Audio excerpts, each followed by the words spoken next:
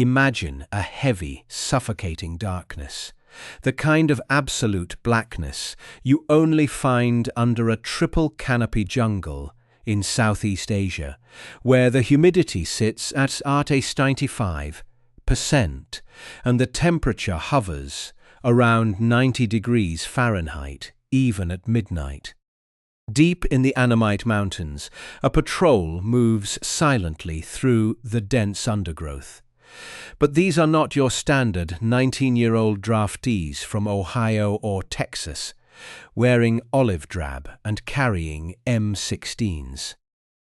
These men are indigenous tribesmen, moving barefoot or in canvas sneakers, armed with a bizarre mix of World War II, surplus M1 carbines, Swedish K submachine guns, and ancient hunting crossbows.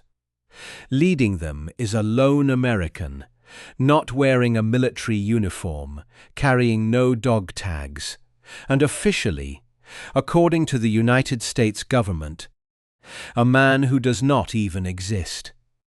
This was the reality of the shadow war in Vietnam and Laos, a clandestine meat grinder managed entirely by the Central Intelligence Agency and executed by a proxy force that would eventually bleed, fight, and die in numbers that rivaled conventional armies.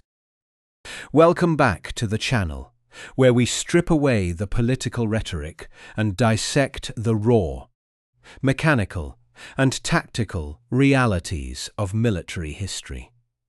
If you want to understand how wars are actually fought and lost in the shadows, hit that subscribe button, turn on notifications, and join our community of serious military analysts. I have a question for you to consider as we dig into this classified nightmare today. And I want you to drop your thoughts in the comments.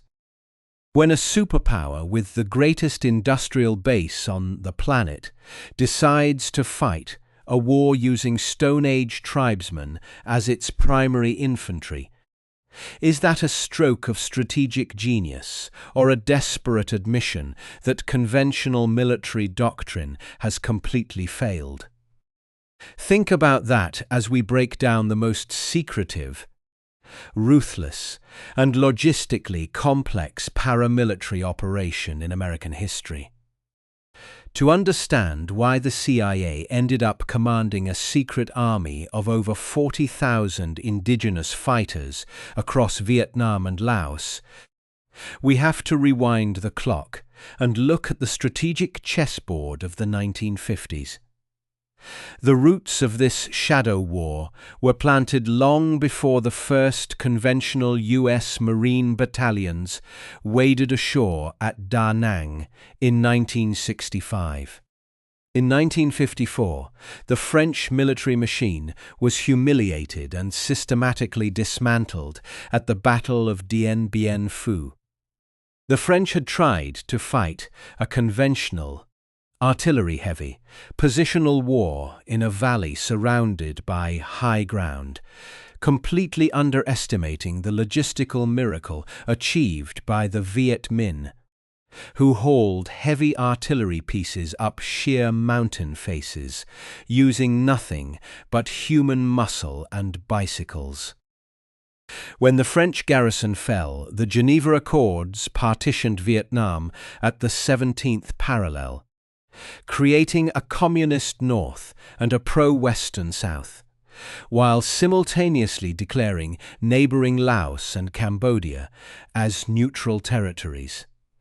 But in the cold, calculating logic of the Cold War, neutrality was just a word on a piece of paper. The North Vietnamese Army, or NVA, recognized immediately that the only way to successfully infiltrate and conquer South Vietnam was to bypass the heavily fortified demilitarized zone at the 17th parallel.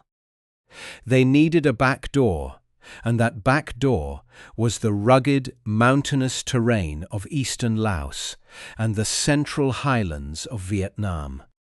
This geographic reality birthed the Ho Chi Minh Trail, known to the North Vietnamese as the Truong's Sun Strategic Supply Route. It was not a single paved highway, but a sprawling, spiderweb-like network of footpaths, dirt roads, river crossings, and subterranean truck parks, stretching over 12,000 miles through some of the most unforgiving terrain on the planet. We are talking about jagged limestone karst formations rising thousands of feet into the air, covered in jungle so thick that sunlight never reaches the forest floor. During the monsoon season, which lasts from May to October, this region gets hammered with over 100 inches of rain, turning dirt trails into bottomless pits of red clay mud that can swallow a truck to its axles. The United States military establishment, dominated by generals who had cut their teeth, commanding massive armored formations on the plains of Europe during World War II, looked at this map and realized their standard doctrine was useless. You cannot roll a battalion of 50-ton M48 Patton tanks into a triple canopy jungle with 60-degree inclines.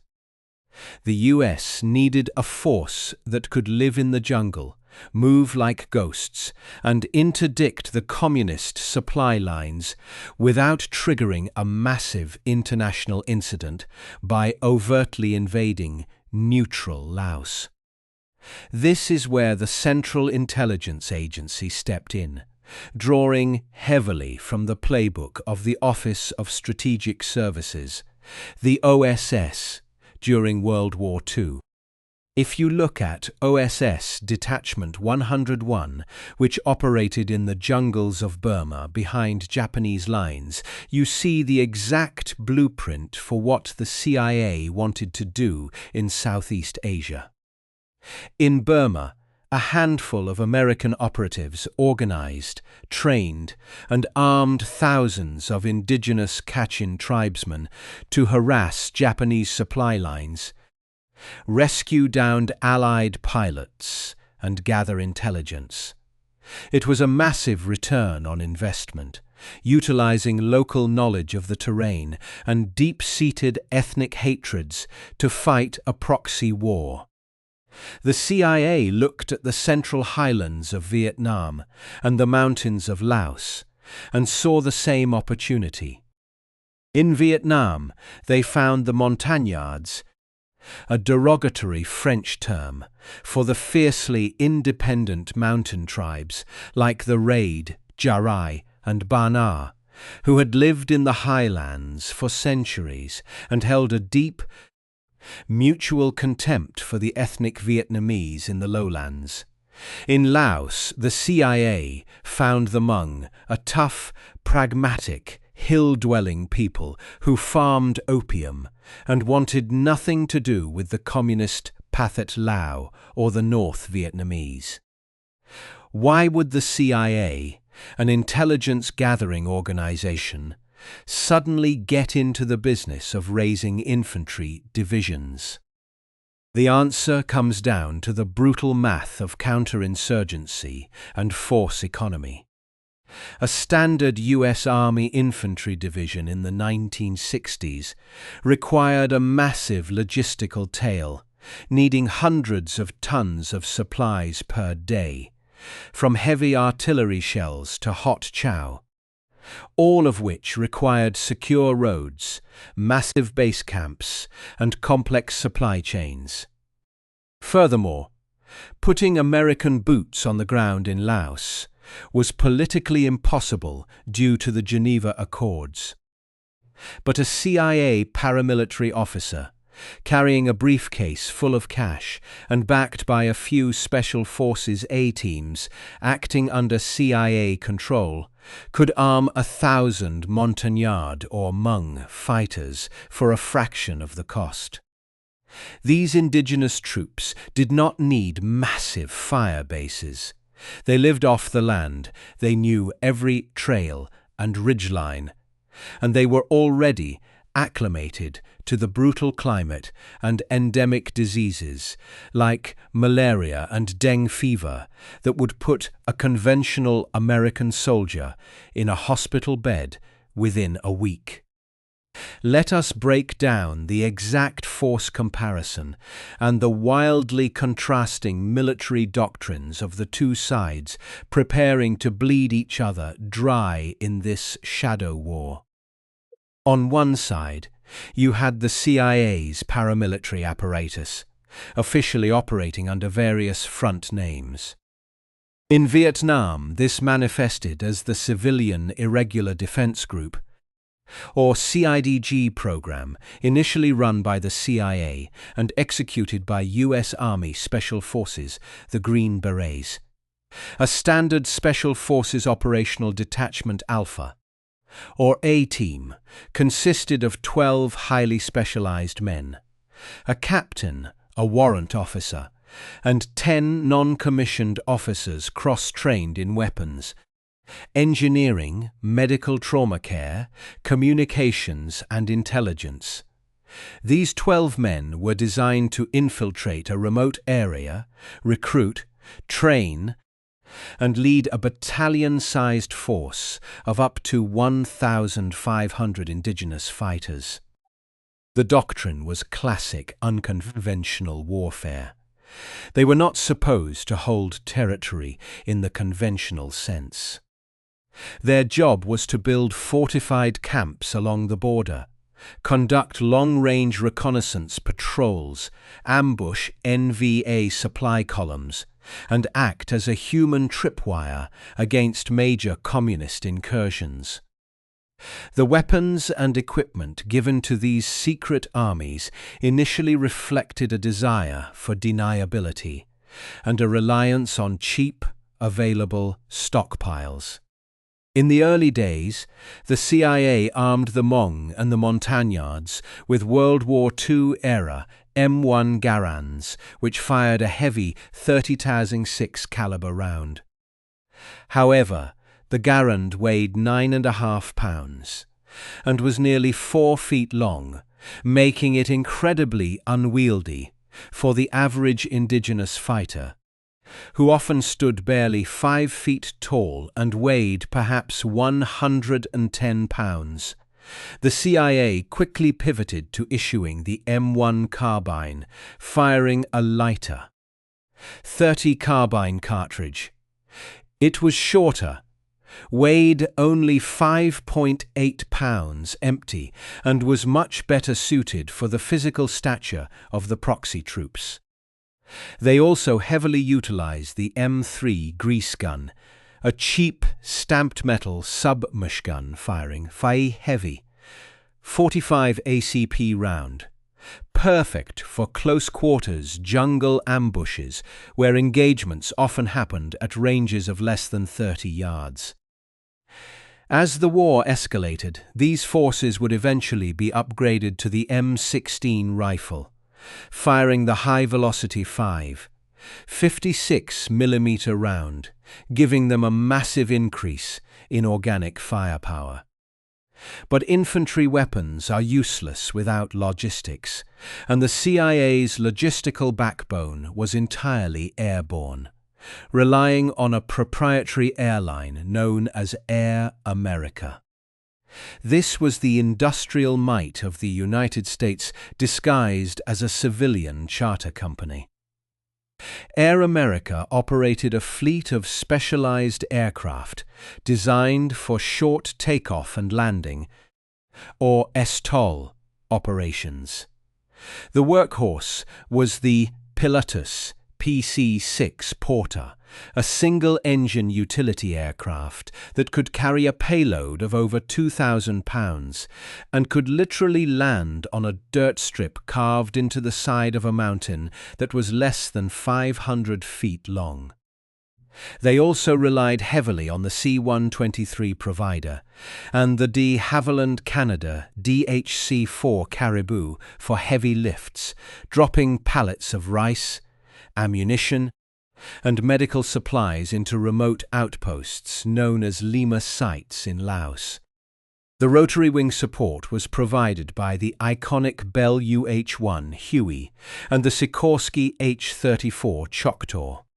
The H-34, with its massive Wright R-1820 radial engine producing over 1,500 horsepower, was a beast of a machine, capable of lifting troops and artillery pieces into the high altitude, thin air environments of the Laotian mountains, where turbine engines of the era often struggled. The CIA's doctrine relied entirely on this vertical envelopment and aerial resupply. If a secret army outpost was surrounded, they could not call for a mechanized relief column. They had to hold out until tactical air support, often provided by propeller-driven A-1 Sky Raiders, dropping napalm and 500-pound general-purpose bombs, could break the siege. How do you fight an enemy that controls the sky, has unlimited air support, and uses proxy armies that know every inch of the jungle? If you are the North Vietnamese Army, you counter this with sheer mass, ruthless discipline, and a logistical system built on human suffering and subterranean engineering. The NVA doctrine was heavily influenced by Maoist concepts of protracted people's war, but refined by General Vo Nguyen Giap into a highly organized, phased conventional threat. Unlike the lightly armed Viet Cong guerrillas in the south, the forces pushing down the Ho Chi Minh Trail and operating in Laos were regular, uniformed NVA infantry divisions, such as the 312th and 316th Divisions. These were hardened, disciplined soldiers, backed by the industrial output of the Soviet Union and Communist China. The standard NVA infantryman was armed with the AK-47 assault rifle, a weapon that would become the defining symbol of the conflict. Firing the 7.62 by 39mm intermediate cartridge, the AK-47 utilized a gas-operated, rotating bolt mechanism with incredibly loose tolerances. This meant that even when dragged through the abrasive red clay of the Central Highlands or submerged in a monsoon-swollen river, the weapon would still fire. It gave the NVA squad exceptional automatic firepower to counter the fortified camps of the CIA's proxy forces. The NVA relied heavily on man-portable anti-armor and indirect fire weapons. The RPG-2 and later the RPG-7 rocket-propelled grenades gave a single infantryman the ability to punch through the sandbag bunkers and concrete pillboxes of the CIDG camps. For indirect fire, they dragged 82mm and 120mm heavy mortars through the jungle. A 120mm mortar can drop a 36-pound high-explosive fragmentation shell onto a target from over 3 miles away, providing devastating organic artillery support that could be broken down into man-portable loads. The true military genius of the NVA, however, was their logistical organization, specifically Group 559, the specialized transportation and engineering corps tasked with maintaining and expanding the Ho Chi Minh Trail. Under the command of General Dong Sai Nguyen, Group 559 transformed the trail from a series of footpaths into a highly engineered logistical superhighway. They did not rely on vulnerable airlifts.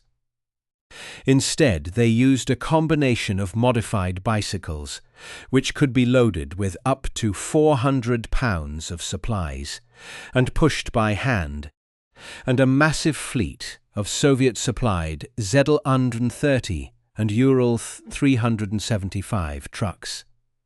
To protect this supply line from the relentless bombing campaigns of the US Air Force and Navy, the NVA engineered a massive network of camouflage. They tied the canopies of trees together across the roads to hide them from aerial reconnaissance. They built underwater bridges, laying stone and timber just inches below the surface of rivers so trucks could cross invisibly. They deployed thousands of heavy anti-aircraft machine guns, specifically the Soviet DSK-12, 7mm heavy machine gun to create deadly flake straps for low-flying American aircraft and Air America helicopters. The NVA Defense Industrial Base was not in Hanoi. It was in the factories of the Urals and Manchuria, pushing thousands of tons of war materiel down a pipeline that the United States could never fully sever. When you look at the raw numbers, the scale of this shadow war is staggering. At its peak, the CIA was funding, arming, and directing an army of over 30,000 Hmong fighters under the command of General Vang Pao in Laos, a man who essentially ran his own kingdom financed by American black budgets. In South Vietnam, the CDG program swelled to over 40,000 Montagnard and other minority fighters, guarding dozens of remote border camps. On the other side, the NVA committed hundreds of thousands of troops to defending and expanding the trail network, accepting catastrophic casualties from B-52 arc light strikes and disease, simply to keep the logistical heart of their war effort beating. We are looking at a collision between the ultimate expression of American unconventional warfare, backed by unlimited air power and black budget funding, and the ultimate expression of communist mass mobilization, backed by a willingness to absorb virtually unlimited human suffering.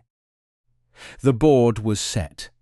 The CIA had successfully weaponized the ethnic minorities of Southeast Asia, turning remote mountain villages into heavily armed garrisons and forward operating bases.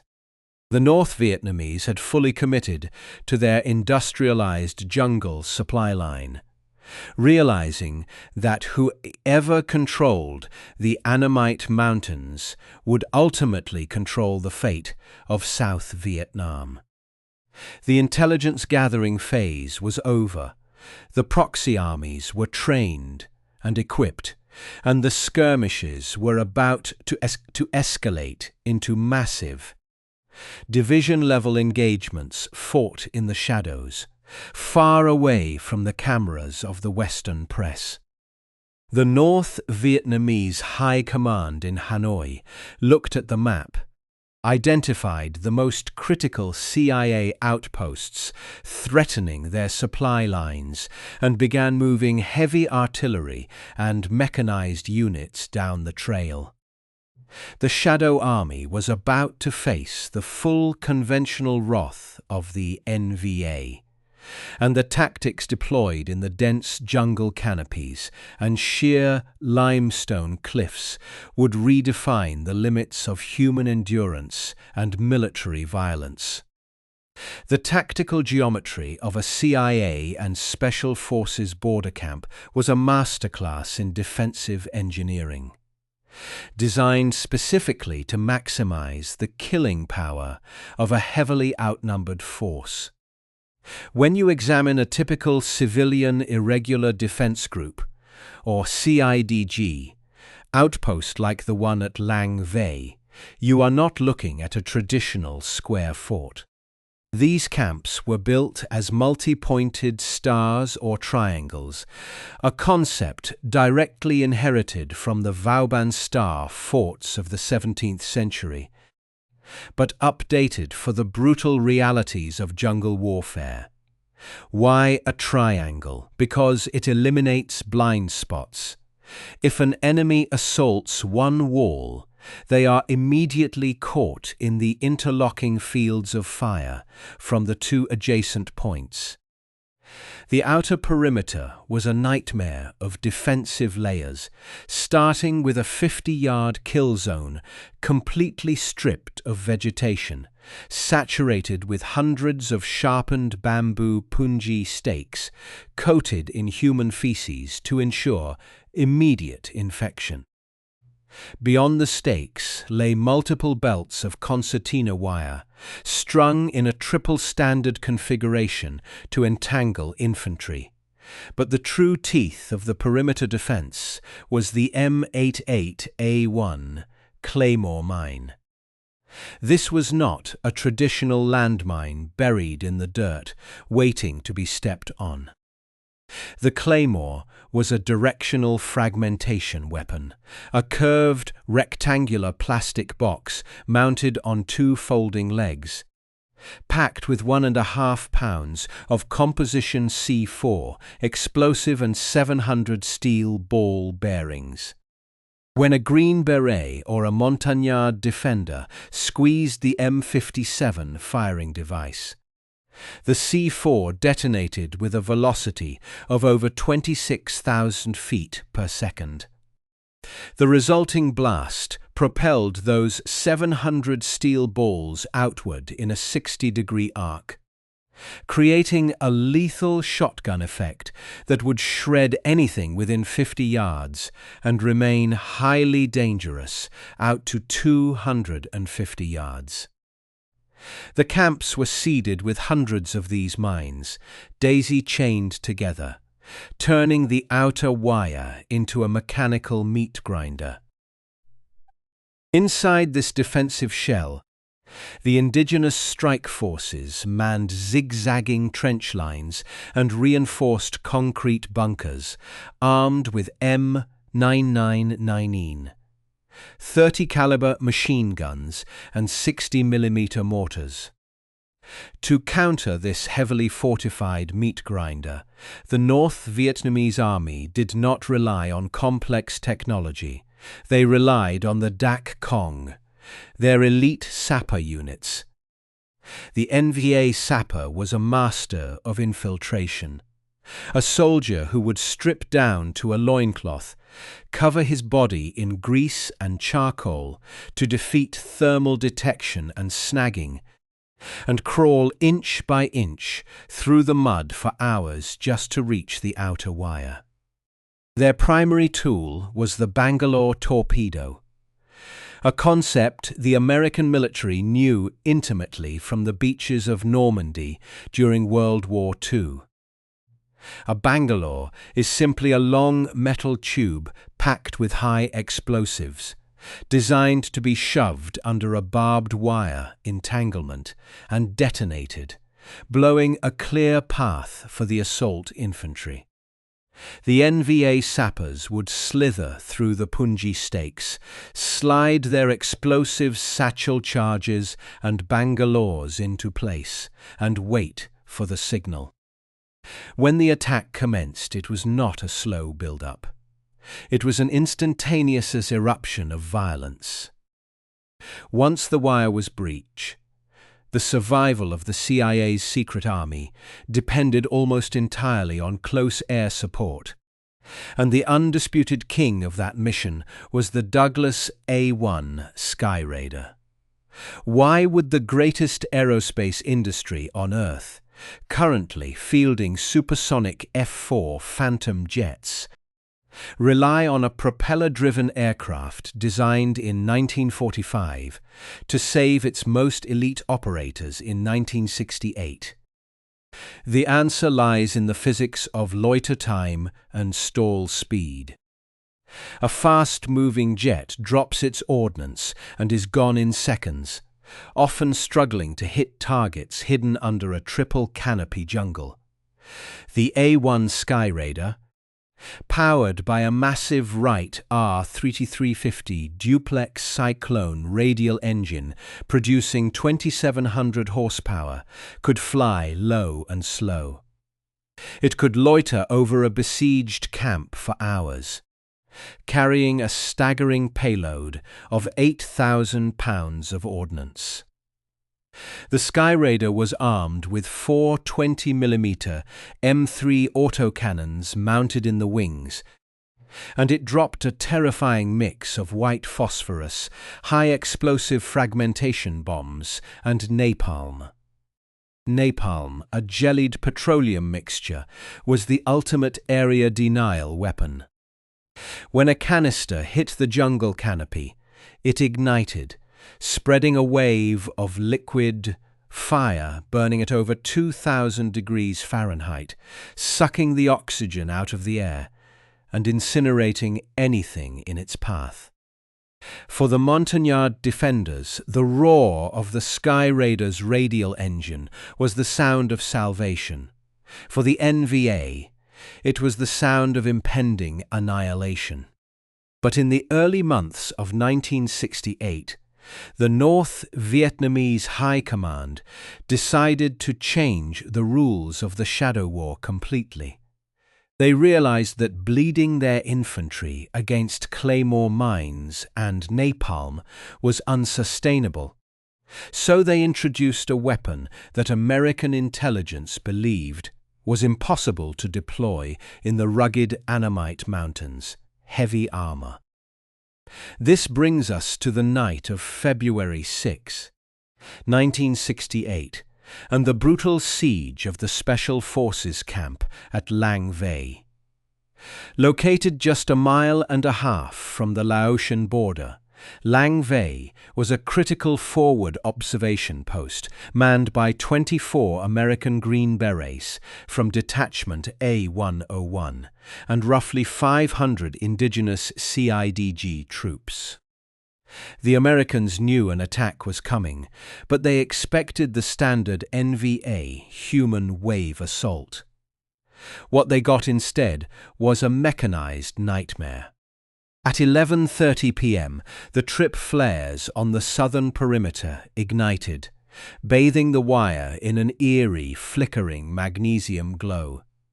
Through the fog and the darkness, the defenders heard a sound that froze their blood, the deep, guttural clanking of steel tracks and the roar of heavy diesel engines.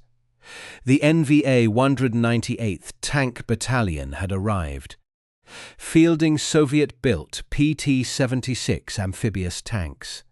The PT-76 was a 14-ton machine, lightly armoured with a maximum of 14 millimeters of steel, and armed with a 76 2mm D56T rifled main gun. By European Cold War standards, it was a flimsy reconnaissance vehicle, but in a jungle where tanks supposedly could not go, even thin armour is an apex predator. This was a strategic shock identical to the German Ardennes offensive in 1944. During the Battle of the Bulge, the Allies believed the dense Ardennes forest was impassable to mechanized units, only to have German Panzer divisions smash through their lines. At Lang Vei, the NVA achieved the exact same element of armoured surprise. The defence of Lang Vei immediately devolved into a desperate, point-blank anti-armour slugfest. The camp's primary defence against vehicles was the M40 106mm recoilless rifle. This weapon operated by venting propellant gases out the rear of the tube to counteract the massive recoil of firing a high-explosive anti-tank or heat round. To aim it, the gunner used an attached M8C 50 caliber spotting rifle, firing a tracer round that emitted a puff of white smoke upon impact. matching the exact trajectory of the main 106mm shell. When the first PT-76 breached the wire, an American Green Beret engaged it with the recoilless rifle. The spotting round hit the turret, the gunner pulled the main trigger, and the heat round slammed into the Soviet tank, vaporizing the armor and turning the interior into a molten hellscape. But there were too many tanks, and the NVA infantry was swarming right behind the armor, using the steel hulls as moving shields. What goes through a man's mind when he realizes his perimeter has collapsed? His heavy weapons are destroyed, and he has to pick up a radio handset to order high-explosive artillery shells dropped directly on his own roof. That is exactly what Captain Frank C. Craig and the surviving Americans had to do as they retreated into the Tactical Operations Center, a massive dog-bone-shaped bunker buried under 3 feet of reinforced concrete and dirt. The PT-76 tanks literally rolled over the top of the bunker, their tracks grinding against the concrete, while NVA infantry dropped tear gas and thermite grenades down the ventilation shafts. The Green Berets inside, choking on smoke and bleeding from shrapnel wounds, called in fire on my position to the heavy artillery batteries at nearby Khe San.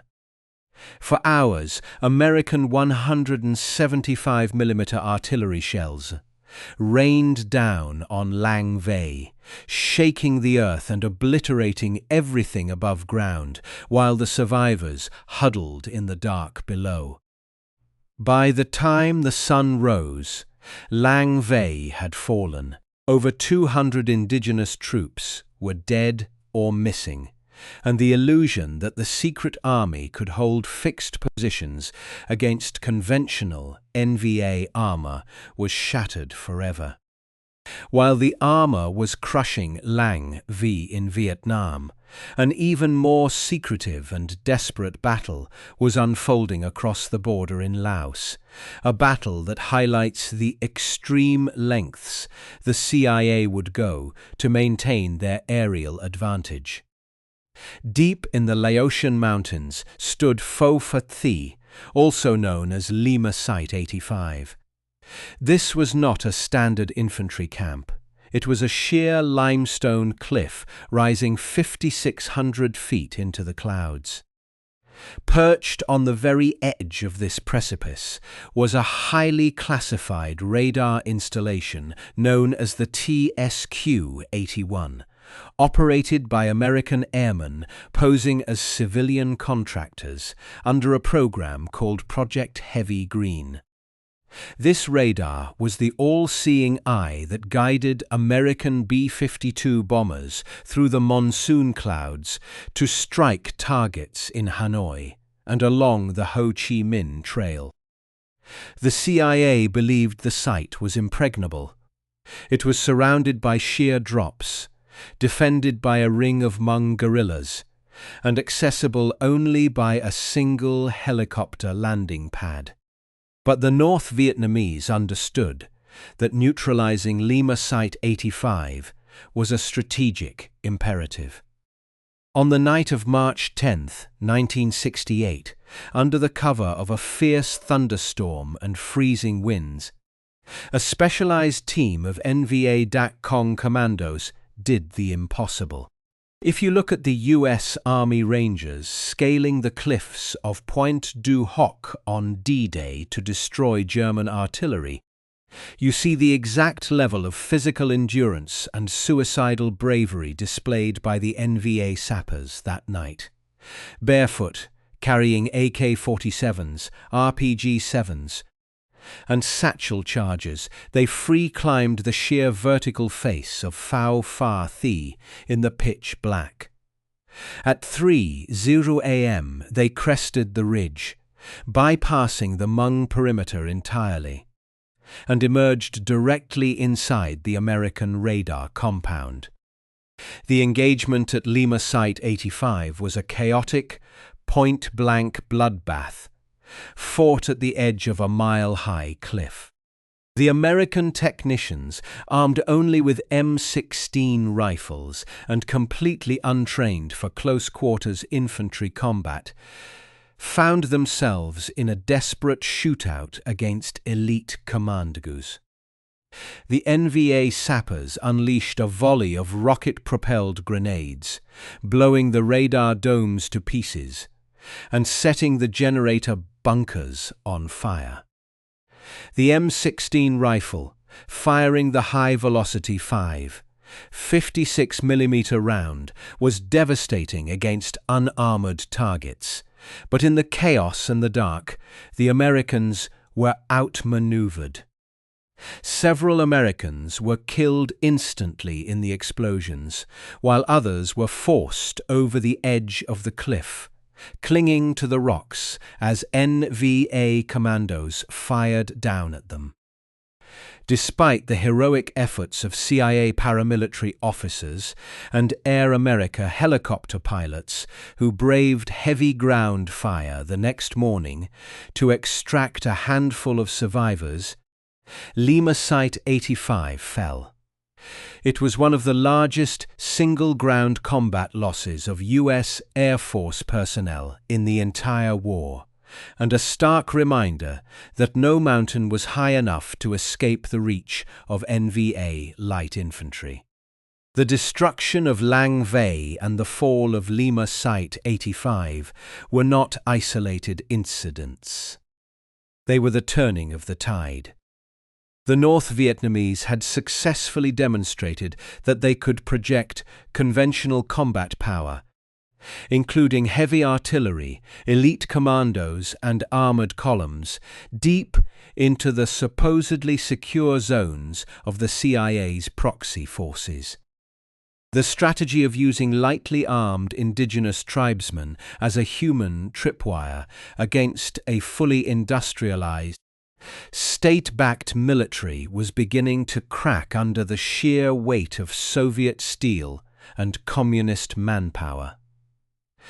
The shadow war was no longer a game of ambushes and quick raids.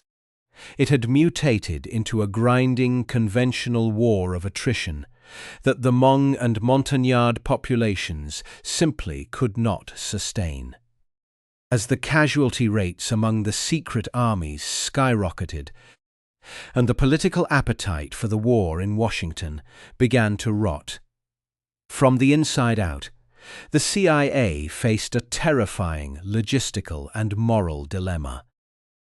How do you extract an entire army of indigenous fighters who have tied their survival entirely to American air power, when the American military machine is preparing to pack up and go home? The American war machine was indeed preparing to pack up, and the logistical umbilical cord that kept the secret armies alive was about to be violently severed.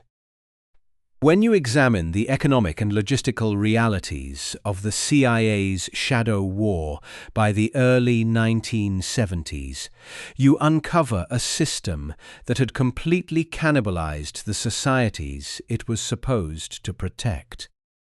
The Hmong in Laos and the Montagnards in Vietnam were traditionally agrarian societies, relying on slash-and-burn agriculture to cultivate rice and raise livestock. But when you mobilize an entire male population to fight a grinding war of attrition, nobody is left to plant the crops. The CIA recognized this demographic collapse early on and was forced to replace the indigenous agricultural economy with an artificial, airborne welfare state. Air America was no longer just dropping ammunition and medical supplies. They were dropping the basic caloric requirements for hundreds of thousands of dependents. We are talking about C-130 Hercules transport planes utilizing the low-altitude parachute extraction system, or LAPS. The C-130 would come in mere feet above a dirt runway, open its rear ramp, and a drag parachute would yank massive pallets of rice, sometimes weighing up to 30,000 pounds, out the back of the aircraft, sliding to a halt in the dirt. This was an astonishing feat of aviation logistics, but it created a fatal dependency. What happens when a proxy army forgets how to feed itself and relies entirely on the cargo bays of a foreign superpower? You get a society entirely captive to the political whims of Washington, D.C. A city located 8,000 miles away, where politicians were increasingly viewing the Southeast Asian conflict as a toxic liability. This dependency forced the CIA to turn a blind eye to the darker economic realities of the region, specifically the opium trade. The Golden Triangle, encompassing the mountains of Laos, Burma, and Thailand, was the epicenter of global opium production. General Vang Pao's Hmong forces needed a cash crop to maintain whatever shred of economic independence they could muster, and raw opium was the only commodity lightweight enough to transport out of the mountains and valuable enough to fund a shadow economy.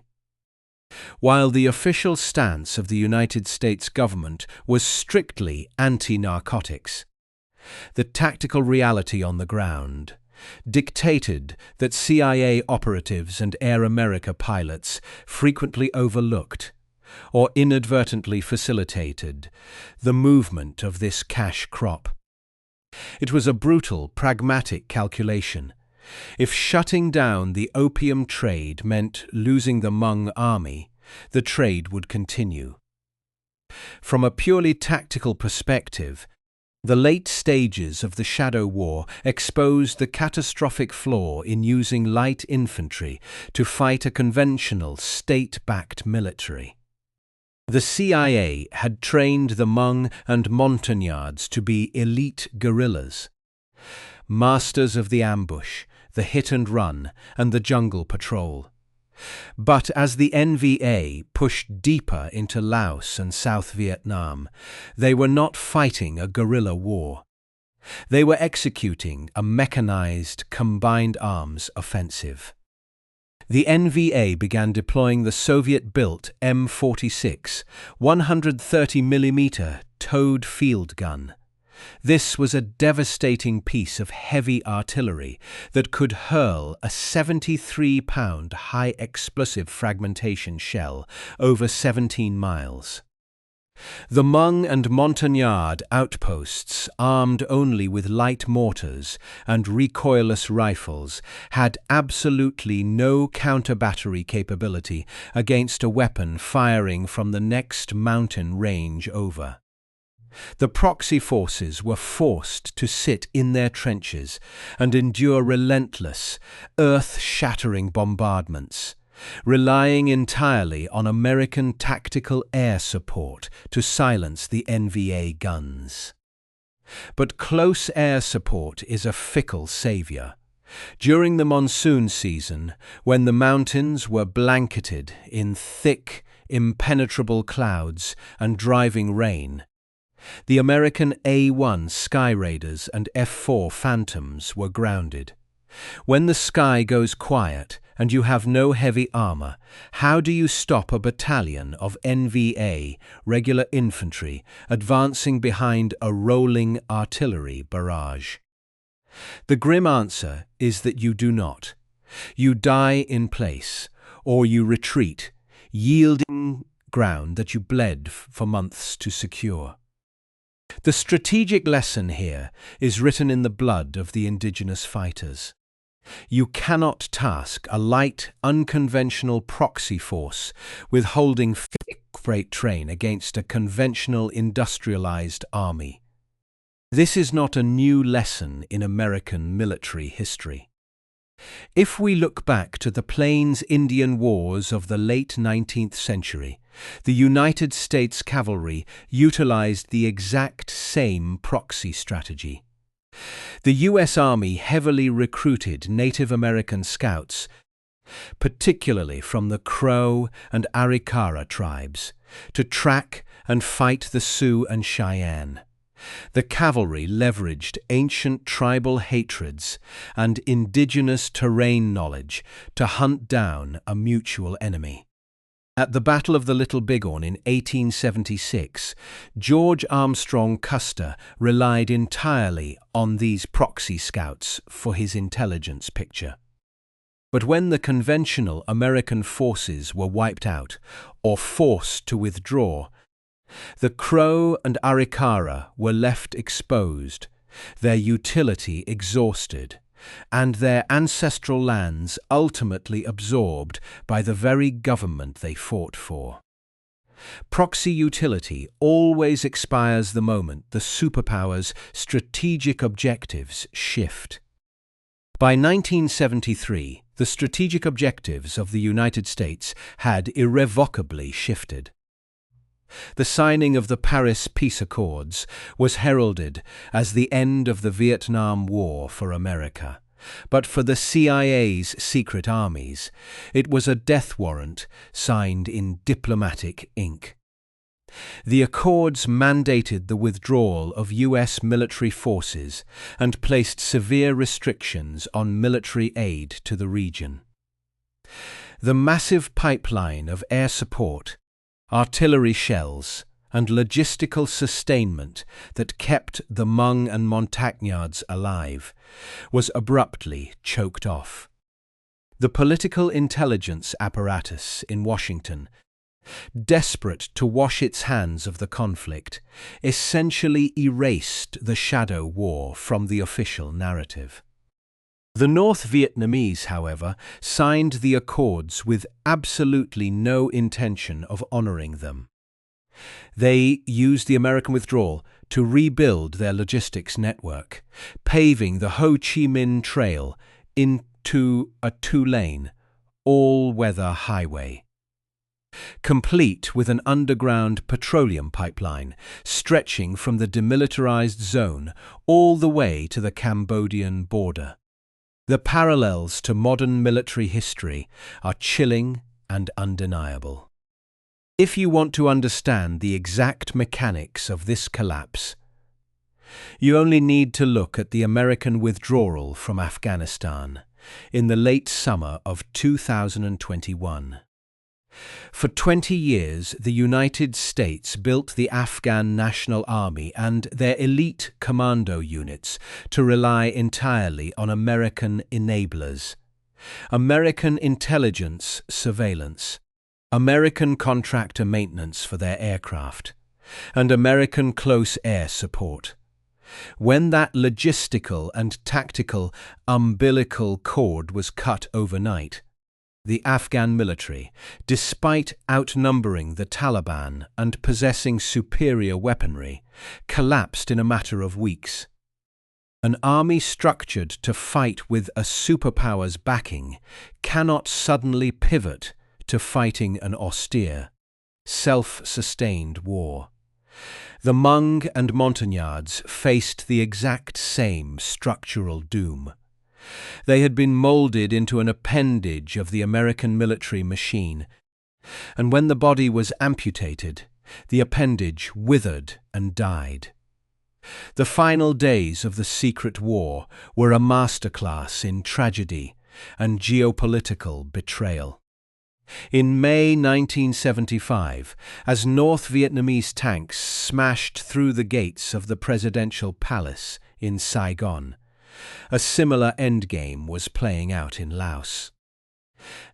The NVA and the communist Pathet Lao forces converged on Long Tieng, the massive, secret CIA airbase hidden in a Laotian valley that had served as the headquarters for General Vang Pao's army. Long Tieng was once the second largest city in Laos, entirely off the grid, bustling with Air America flights, CIA case officers, and tens of thousands of Hmong soldiers and their families. Now it was a trap. The CIA managed to organize a desperate, last-minute airlift using C-130s and helicopters to evacuate Vang Pao and a few thousand of his highest-ranking officers to Thailand. But the brutal math of aircraft capacity meant that tens of thousands of Hmong fighters, their wives and their children were left standing on the tarmac as the last American aircraft disappeared into the clouds. What followed was a systematic campaign of ethnic cleansing. The Pathet Lao publicly declared their intention to exterminate the Hmong to the last root. The survivors of the secret army were forced to flee on foot, embarking on a harrowing, months-long death march through the disease-infested jungles, hunted every step of the way by communist patrols and artillery strikes. Their only hope was to reach the Mekong River and cross into the squalid refugee camps in Thailand. Thousands drowned in the treacherous currents of the Mekong, shot in the back by pursuing forces as they clung to makeshift bamboo rafts. In Vietnam, the Montagnards suffered an identical fate. The victorious North Vietnamese government confiscated their ancestral lands in the Central Highlands, executing their leaders and forcing the population into re-education camps, or driving them deep into the malarial forests of Cambodia. The indigenous tribes, who had shed their blood to hold the line for the United States, were effectively erased from their own homelands. When we analyze the entirety of the CIA's secret army in Vietnam and Laos, we are forced to confront the cold transactional nature of superpower warfare. The tactical brilliance of the Special Forces A-teams, the staggering bravery of the Air America pilots, and the sheer, unyielding toughness of the indigenous fighters cannot mask the strategic failure of the enterprise. The United States attempted to buy a cheap, deniable war using the blood of marginalized mountain tribes. They successfully built one of the most lethal unconventional forces in modern history.